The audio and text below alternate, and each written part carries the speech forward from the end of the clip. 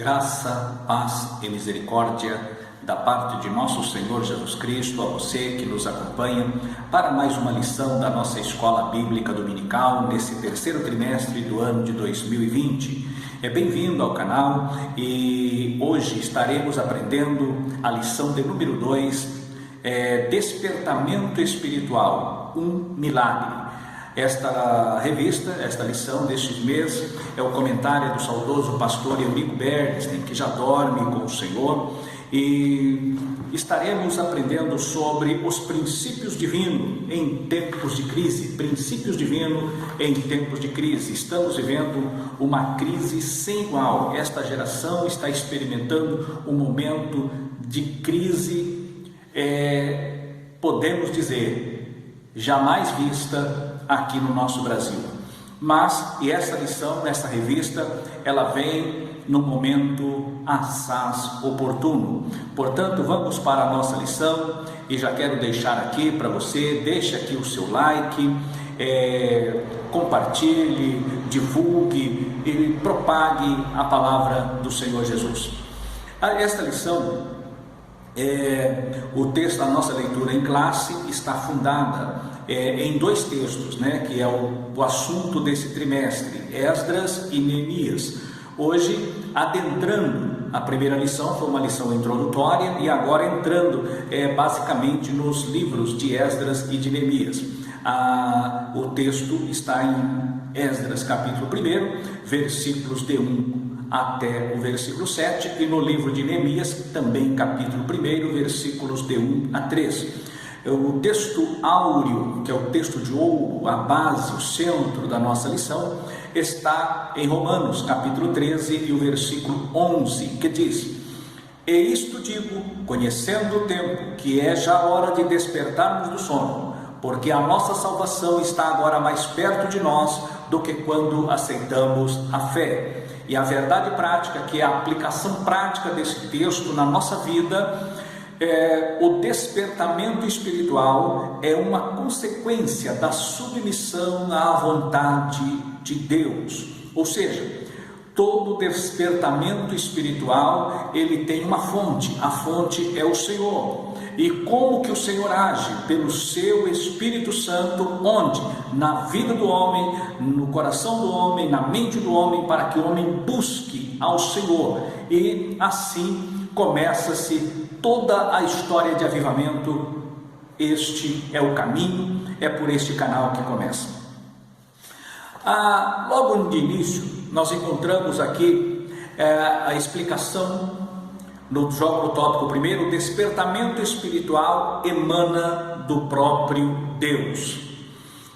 Como falamos na lição anterior, o movimento para que isso acontecesse, como a nação de Israel, esse grande avivamento começou com a ascensão de Ciro ao trono, quando o exército babilônico ele foi derrotado pelo exército medo-persa, e começa-se então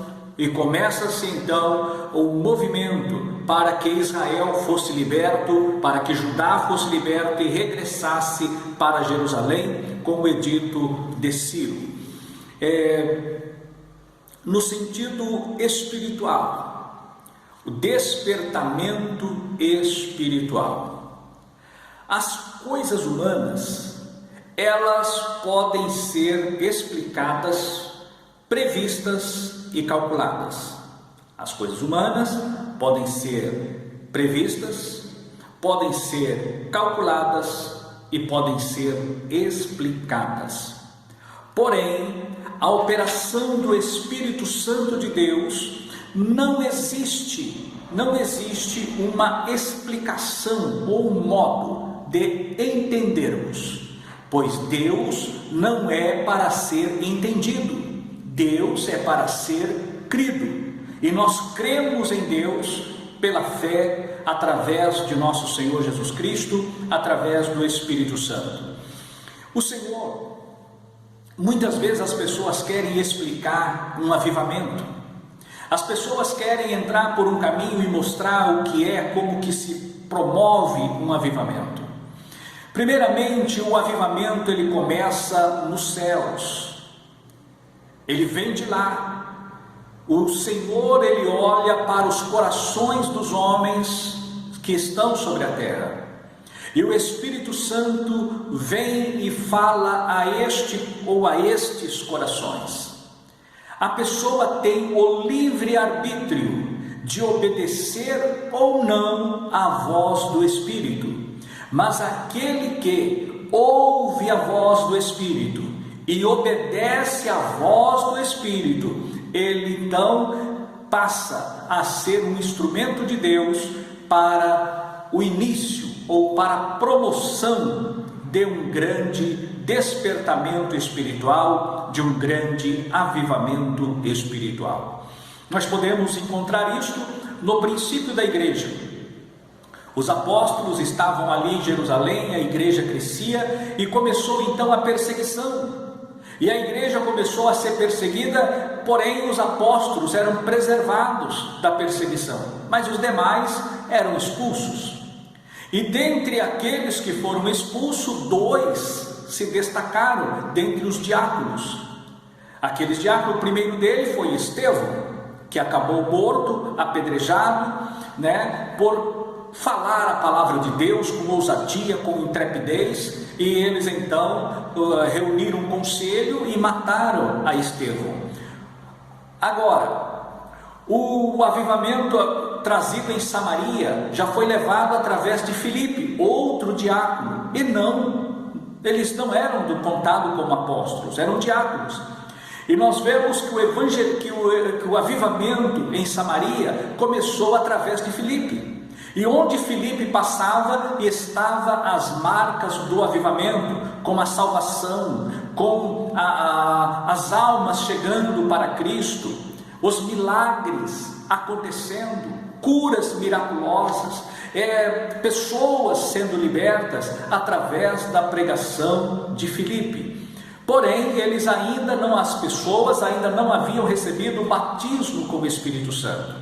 Isso só foi acontecer quando a notícia chega a Jerusalém. Então desce Pedro, desce João, desce outros apóstolos e ali põe as mãos sobre os novos convertidos, e esses então recebem o batismo com o Espírito Santo e começam a falar em outras línguas e a profetizarem.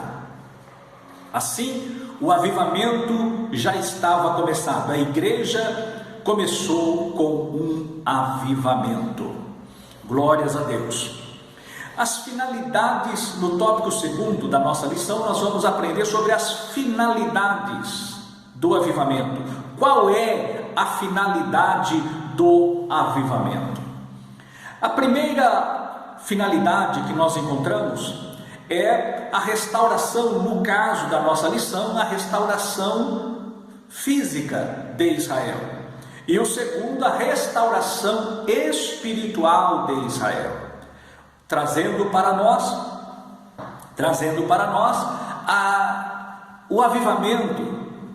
Ele é um despertamento, ele move o sobrenatural, e este sobrenatural começa a explodir no meio do povo, alcançando os corações, e leva as pessoas a tomarem uma outra medida, diferente daquelas que comumente se tomava.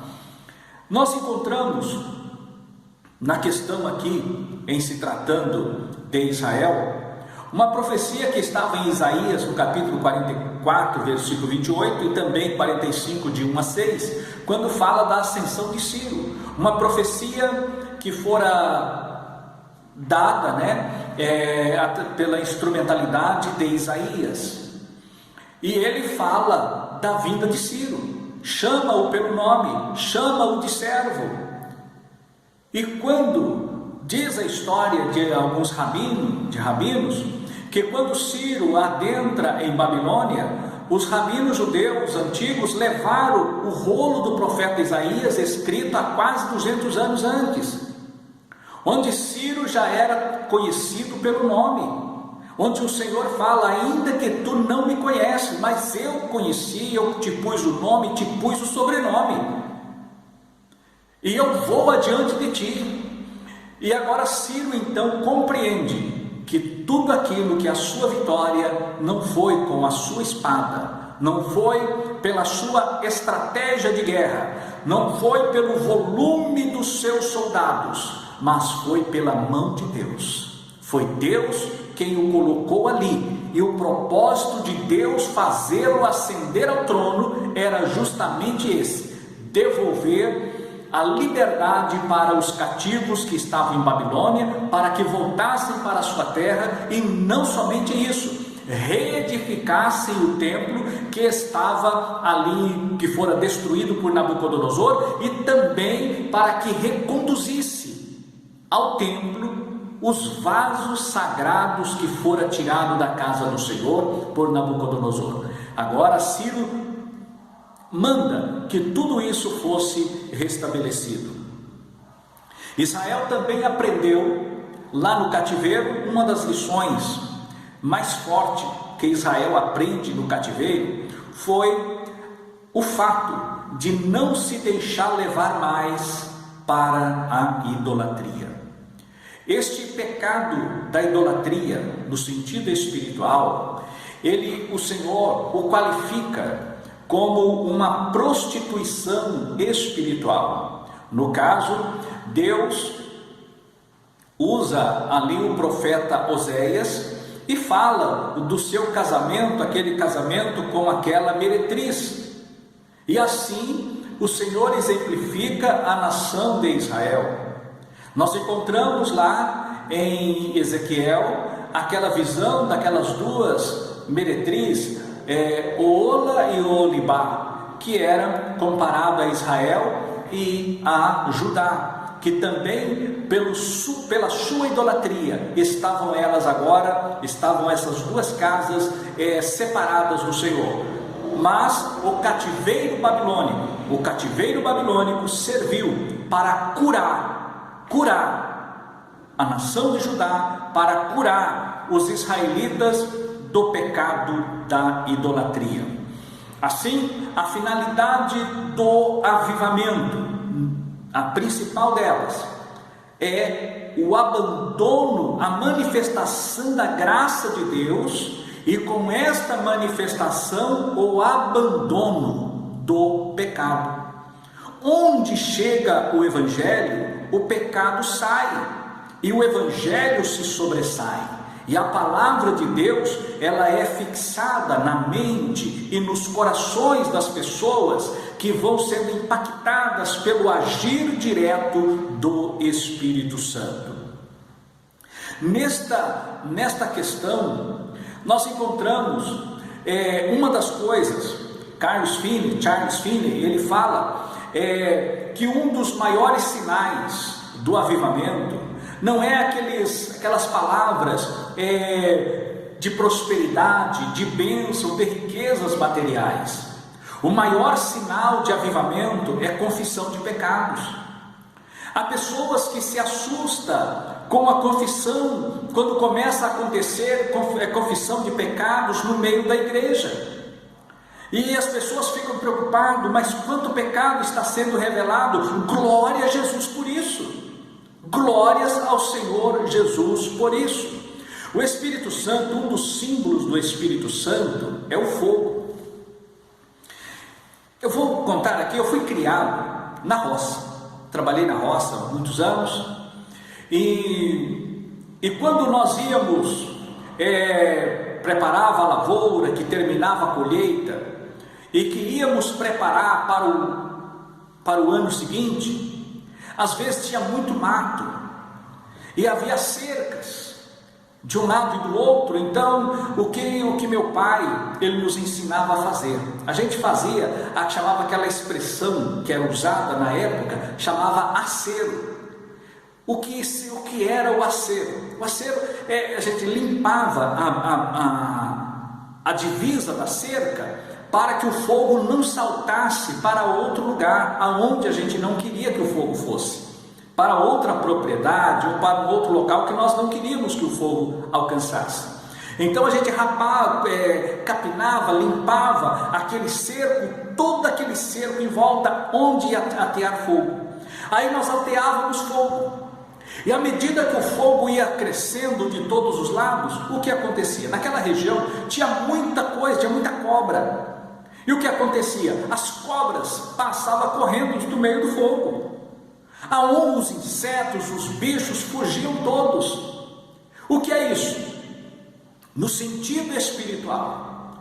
Quando o fogo do Espírito Santo começa a agir no seio da igreja, quando o fogo do Espírito começa a queimar os corações, a imundícia do pecado, a prática do pecado começa a ser revelada, começa a ser explicitada, e então começam-se as confissões, porque o Espírito Santo acusa, ele mostra, ele convence o homem do pecado, da justiça e do juízo. Mas ao mesmo tempo que o Espírito Santo está convencendo do pecado, da justiça de Deus, do juízo de Deus, o Espírito Santo aponta a saída, a solução, que a solução é Cristo Jesus. Aí acontecem as conversões.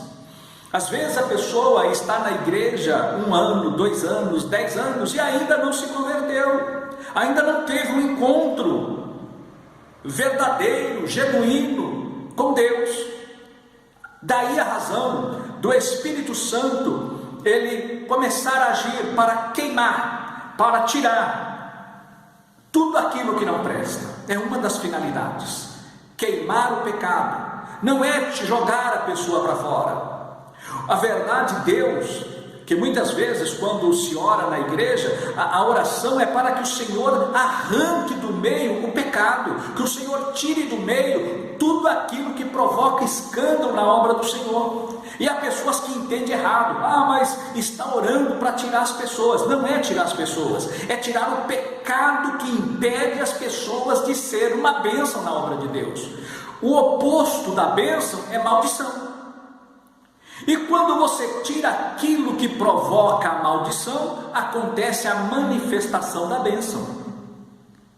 Para que a bênção aconteça, a maldição tem que sair. E o despertamento espiritual, ele age exatamente para afugentar, para reprimir, para expulsar, para colocar para fora aquilo que não é do agrado do Senhor. E então o caminho fica aberto para que a glória de Deus se manifesta. Nós encontramos na antiga aliança aquela passagem de Acã, quando foi na tomada de Jericó. Deus deu ordem a respeito das pedras preciosas que era para ser consagrado, e as outras coisas, por mais preciosas que fossem, era anátema, era amaldiçoado, era para ser queimado.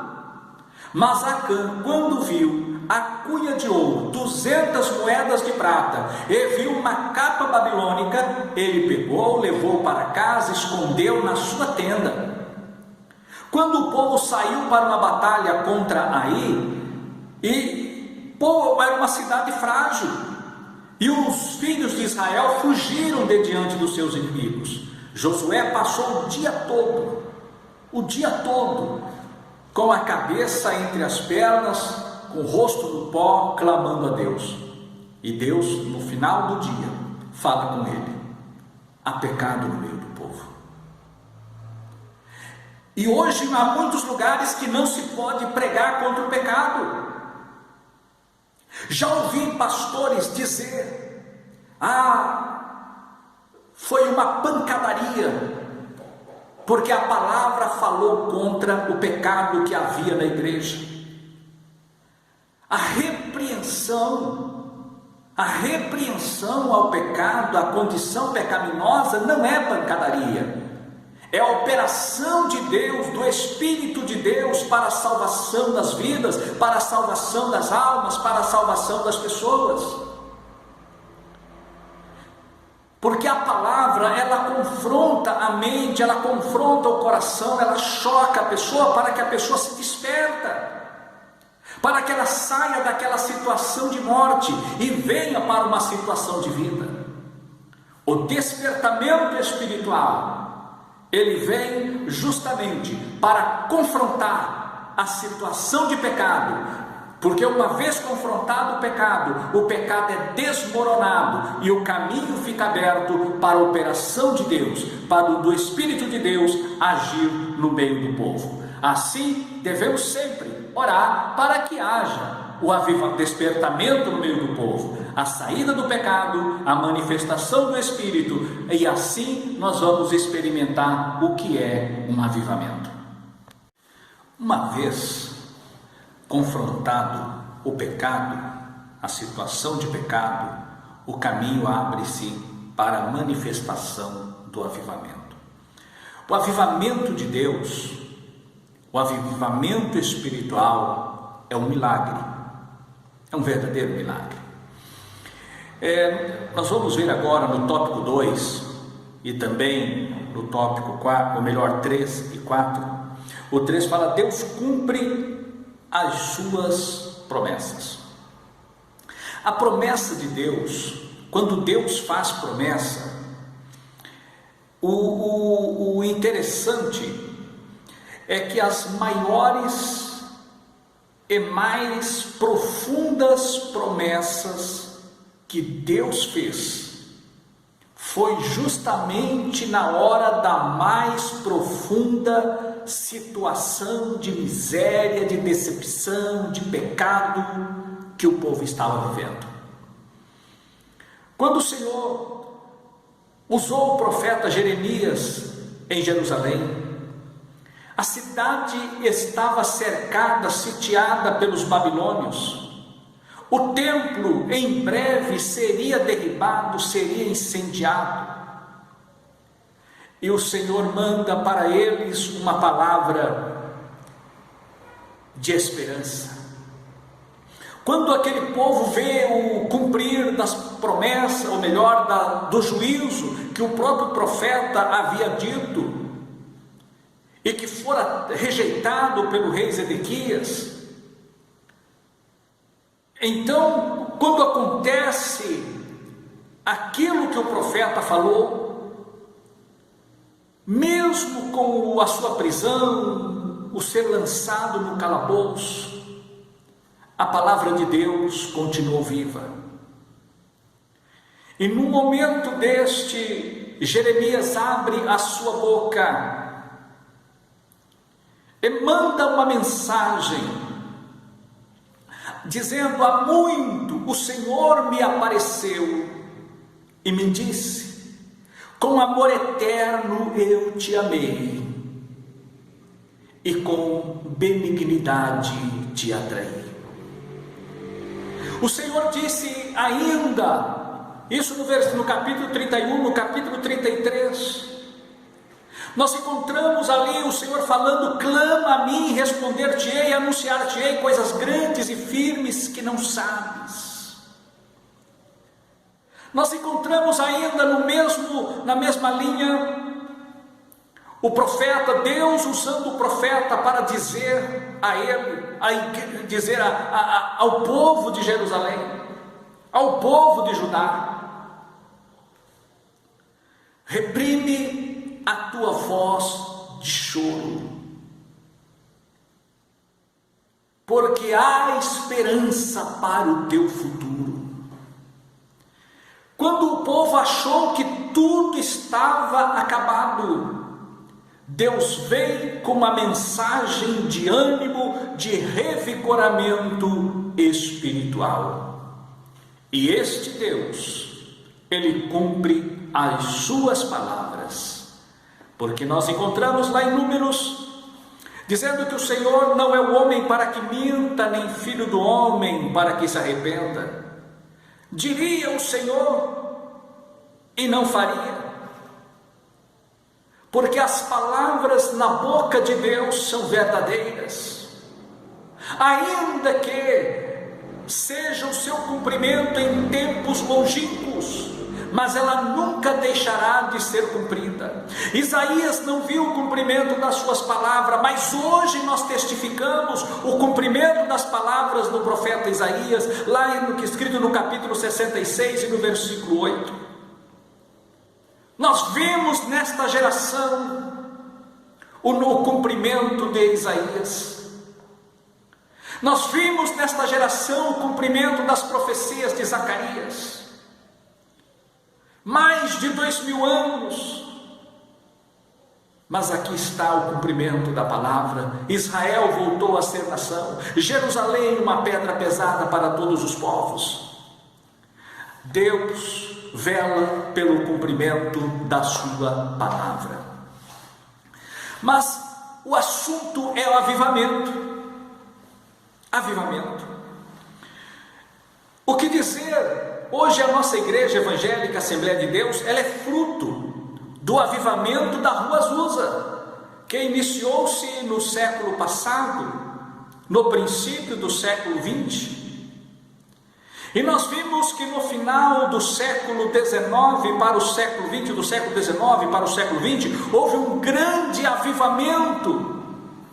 Houve grandes avivamentos, principalmente no século XVIII, começa ali um grande avivamento com as missões, John Wesley, Carlos Wesley, e então os dois irmãos Wesley, e vimos ali tantos outros missionários, ali a obra de Deus crescendo, o período de Laodiceia, ou melhor, perdão, o período de Filadélfia, o período das missões, o período dos grandes avivamentos. Os grandes pregadores surgiram no século XVIII para cá. No século passado, além do movimento da Rua Azusa, mas nós podemos dizer que houve um avivamento que impactou o mundo. E esse avivamento começou com um adolescente. Seu nome é Evan Roberts. Evan Roberts, ele foi um dia tocado de uma maneira profunda pelo Espírito Santo. E ele chega onde o seu pastor estava, e ele viu o seu pastor orando e proferindo as seguintes palavras: Senhor, dobra a minha vida. Quando ele ouve aquela oração daquele pastor, ele disse: se o pastor está pedindo para que o Senhor dobre a sua vida,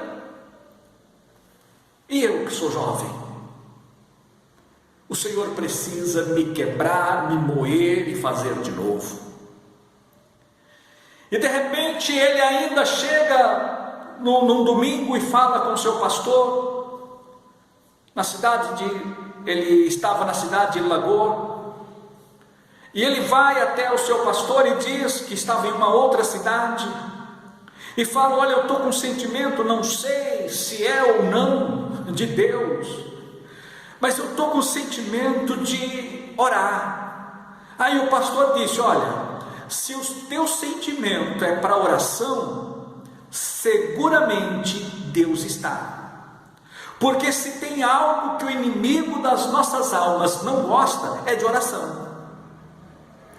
E autorizou ele a orar. E foi um grupo de jovens na segunda-feira, e se reuniu mais de 100 jovens orando.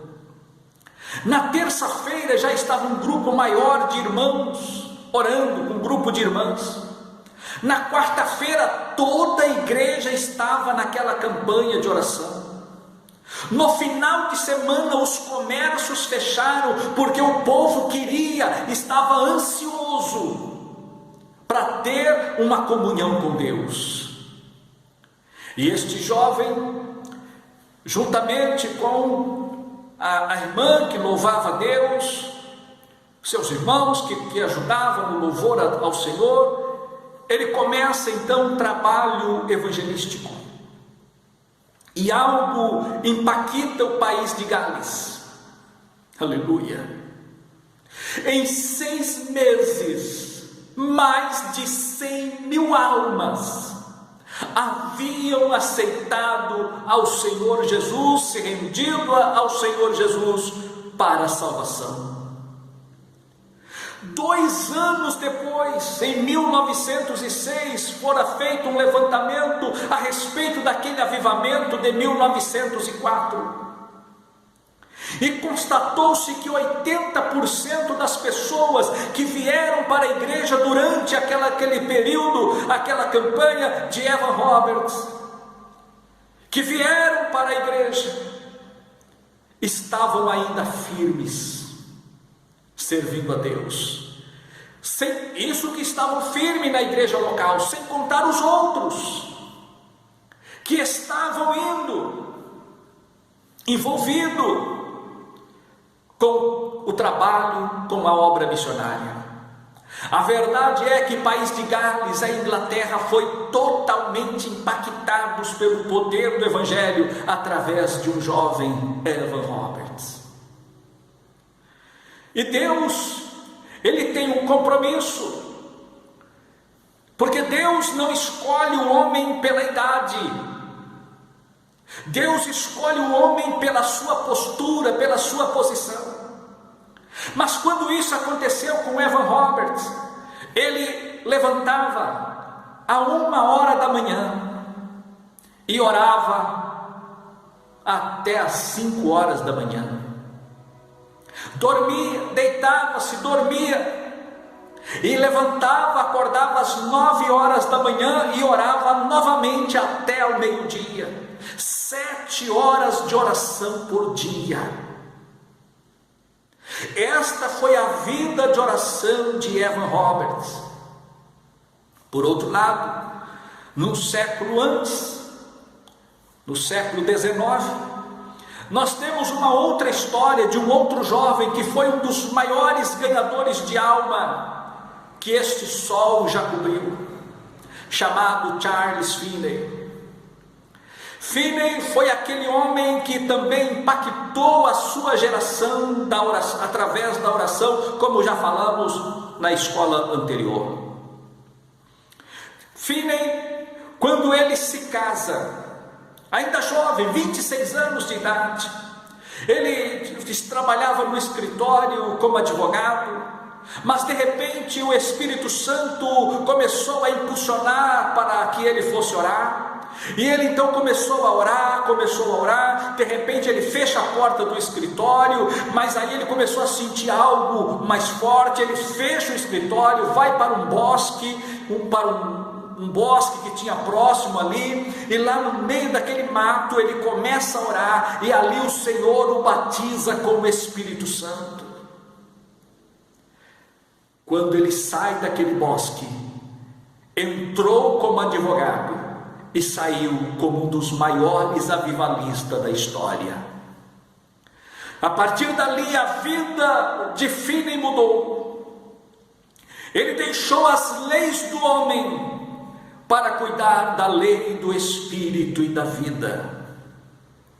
E nós vemos a história deste moço, que quando ele se casa, ele faz uma viagem para ir a uma determinada cidade, para buscar algumas coisas, alguns pertences, deixa a esposa, a jovem esposa, e vai para este outro local.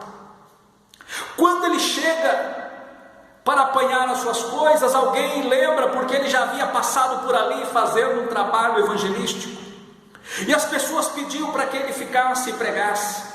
Então ele prega um dia, prega outro, mandou pregar à tarde, ele pregou, o povo reuniu, veio à noite e pregou, e assim ele seguiu pregando por vários dias. No regresso ele para numa outra cidade para trocar a ferradura dos cavalos. Alguém o reconhece, e então começa e pede para que ele fique na cidade para trazer uma palavra. Ele então começa a pregar, e o Senhor começa a operar maravilhas. Ele prega uma noite, 2 noites, 3 noites, uma semana, e vai pregando, e vai pregando, e vai pregando, e o Senhor operando, salvando e salvando. Por fim, numa outra cidade onde ele para, ele envia um companheiro para levar a mensagem à esposa. e fala: vai e diga para ela o que é que o Espírito Santo está fazendo. Resumindo, ele demorou 6 meses para voltar e ver a sua esposa. Ele estava totalmente entenebrecido, envolvido pelo poder do Espírito Santo, fazendo a obra do Senhor. Amados que nos ouvem nesta escola bíblica dominical, você que nos acompanha, você é fruto de um avivamento que começou no começo do século passado, na Rua Azusa. E lá na Rua Azusa houve um grande mover do Espírito Santo, e de lá o Senhor apanhou 2 tochas e conduziu ao Brasil Daniel Berg e Gunnar Wingren. E aqui estamos, a Assembleia de Deus, hoje. E nós perguntamos: aonde está o avivamento? Onde está a chama do avivamento? O Senhor disse lá no livro de Levíticos: porque o fogo arderá continuamente sobre o altar e não se apagará. O fogo arderá continuamente sobre o altar e não se apagará. Quem acendeu o fogo foi o Senhor. Se o Senhor acendeu o fogo, mas quem mantém o fogo aceso somos nós. Desde que eu aceitei a fé, eu tenho buscado e pedido a Deus por um avivamento. E posso dizer que desfrutei de uma fagulha de um avivamento. Quando, pela misericórdia de Deus, estávamos pastoreando uma congregação aqui no campo de Americana, nós podemos ver um período em que o Senhor, quando assumiu uma determinada congregação, e foi difícil nos primeiros meses, foram vários meses de dificuldade, para que a palavra encaixasse, para que o povo aceitasse. Mas eu estava orando, pedindo a Deus um avivamento. Num dia, num culto de quarta-feira, Jesus batiza 5 pessoas com o Espírito Santo. E assim nós começamos a ver o Senhor operando. E Deus começou a fazer coisas grandes, cura, salvação e batismo no Espírito Santo. Tivemos um trabalho com crianças. Foram 24 crianças foram batizadas com o Espírito Santo.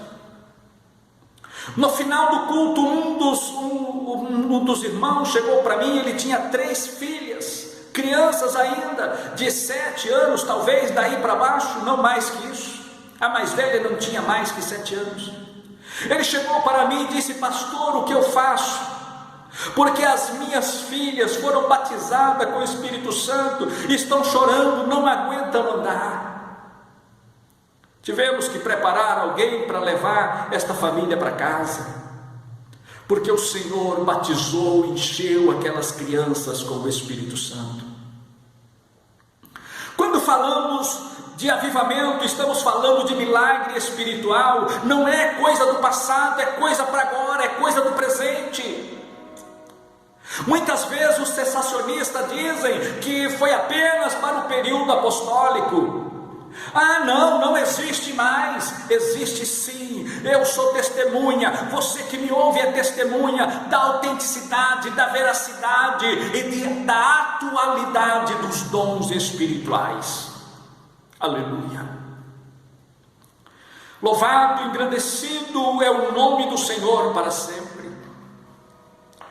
E este milagre, ele está vivo nas nossas mentes e nos nossos corações.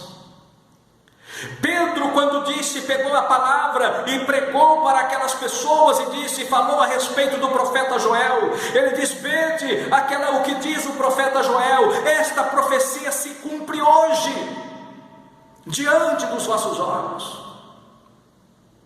Aí alguns já dizem: olha o que disse lá Pedro disse que a profecia de Joel se cumpriu no Pentecostes. Mas naquela pregação ele diz que esta promessa era para todos quanto o Senhor chamar, os que estavam perto, os que estavam longe, e a todos quantos o Senhor nosso Deus chamar. Logo, se nós estávamos na época longe, hoje estamos perto. O Senhor nos chamou, então essa promessa é para nós, e nós desfrutamos da atualidade desta promessa. Então o avivamento é um verdadeiro milagre, é uma operação sobrenatural, e esta chama começa. O Senhor não precisa de muitos, Ele precisa de um coração quebrantado, de joelhos dobrados, para viver a grandeza dele. O Senhor, quando Ele conclama, quando Ele faz esse projeto, Ele clama pelo avivamento, o Espírito Santo, Ele incendeia o coração, Ele incendeia a alma, Ele move o Espírito, aleluia. E a pessoa então, ele movida pelo Espírito Santo, ele começa a levar uma vida na presença de Deus, ele começa a orar, a jejuar, a consagrar, e o Espírito Santo então começa a agir. Hoje nós podemos viver o milagre deste avivamento, porque o despertamento espiritual leva o homem a obedecer a palavra, a rejeitar o pecado, a buscar a santificação. Quando santificamos, nós nos aproximamos de Deus. Por isso estamos mais perto da fé, ou melhor, estamos mais perto do Senhor do que quando aceitamos a fé. É hora de despertarmos do sono, porque a nossa salvação está agora mais perto de nós do que quando aceitamos a fé. Sede firmes e constantes, sempre abundante no Senhor, porque o avivamento é agora, e Ele quer usar a mim e a você para incendiar esta geração nesta última hora.